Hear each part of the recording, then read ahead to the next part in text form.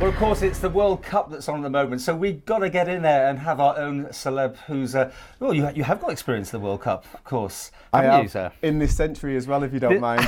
Before we start, we're just working out when things are... Right. 2002, Japan. What brings you to the Isle of Man?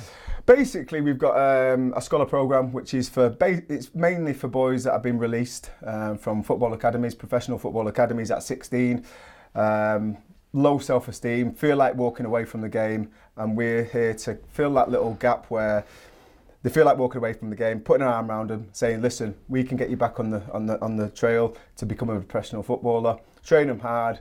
In the background of that, they're doing a BTEC course so they can continue their education and hopefully, given a bit of development, good training, a different mentality, these kids can get back into the game at 18 and start playing non-league football and further up the football pyramid. That's what Trevor Sinclair brings to it, all the skill.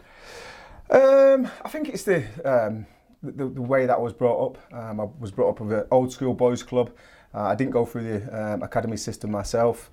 And then I was fortunate enough to go to the Bobby Robson School of Excellence where I lived at Lilleshall for 2 years, and it gave me a great depth of knowledge, a great resilience to play football, and I feel like I've got something there to pass on to the youngsters of today. That's excellent. I mean, playing professional and then finishing it and finding your role in life, is that kind of tricky? It was tricky. I was fortunate. I moved out to Dubai when I retired. I had 6 years there with my family.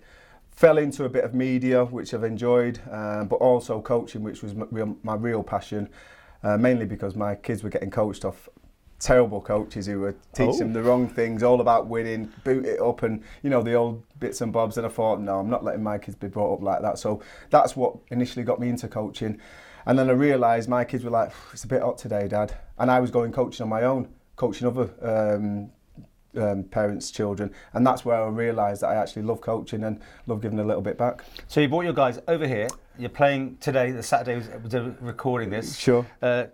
Lee Dixon special team, isn't it? Who's behind the camera here at the moment? Yes, it's an Isle of Man select, so it's basically the best players on the island, aged between 16, 17, 18, against our boys. I think it'll be a good competition.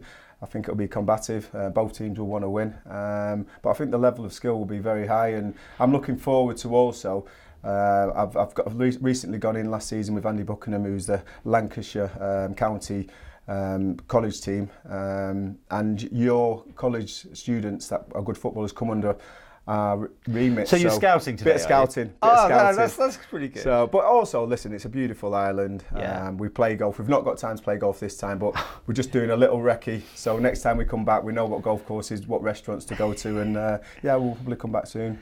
And do you find much talent by just doing this sort of thing? 100%. Yeah, you find talent. I mean, listen, there's so many different reasons why young players go off form.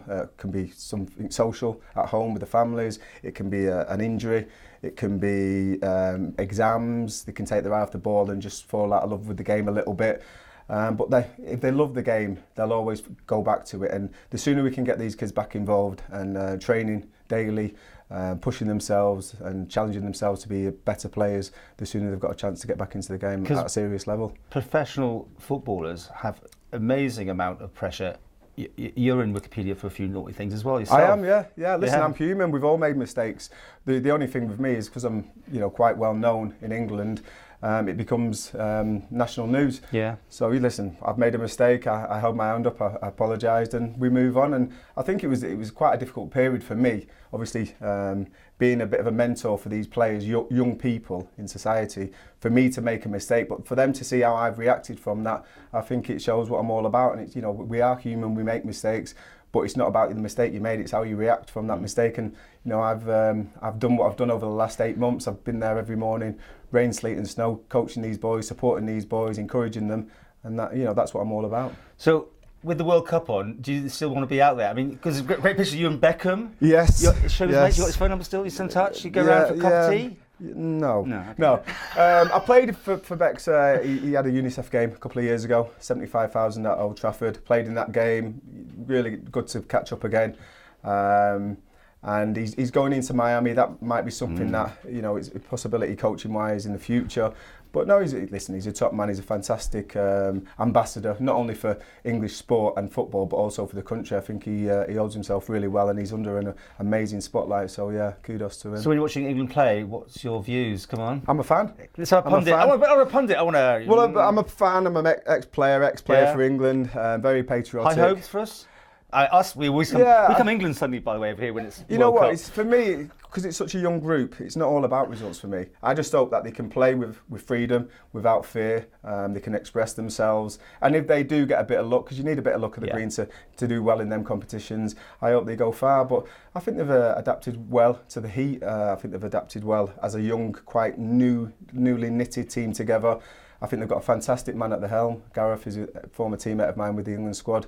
And I've got quite high hopes. I think when you've got a goal scorer, if you get 10 troops behind him and they work a good game plan, they've got a great opportunity. Do you like the replay ideas, bringing the modern thing? This says no more, was that a penalty or not a penalty? Yeah, I am a fan of it. I think there's still a couple of little glitches in there, but there's some decisions. We were watching the game last night where there was a penalty awarded and the referee didn't initially see it and it went to VAR. It took a long time for them to work it out. No, I don't think it was too long. I think it's quite exciting. I think what I would like to see screens in the stadium so the whole stadium can see what the referee's looking at, and then they can see it's got to be. Do you have any dodgy penalties in your time? Very honest player. Got sent off twice in about 600 games, so yeah. No replay then? That was for two. I think once I was gripping Dion Dublin round the neck, and I'm thinking, I look back at that video footage and think, what am I doing? I'm way out my depth here. He's like, a foot taller than me and probably 2 or 3 stone. You wouldn't be able to get in the ring together in professional boxing. So, yeah, I had that small man syndrome a little bit on the pitch. Okay, well, the next World Cup, it's going to be, where's the next one? Is that the one in America, Mexico and Canada or whatever? Qatar's the next one. Oh, Qatar, yeah, that's right. Then they're working that, Not a big fan of Qatar. I think that's a bit weird, isn't it? Bit of a stain on FIFA for me and the World Cup as a brand. Yeah. So many people have lost their lives building the stadiums, and the conditions that the workers that are building these stadiums in Qatar have been put under.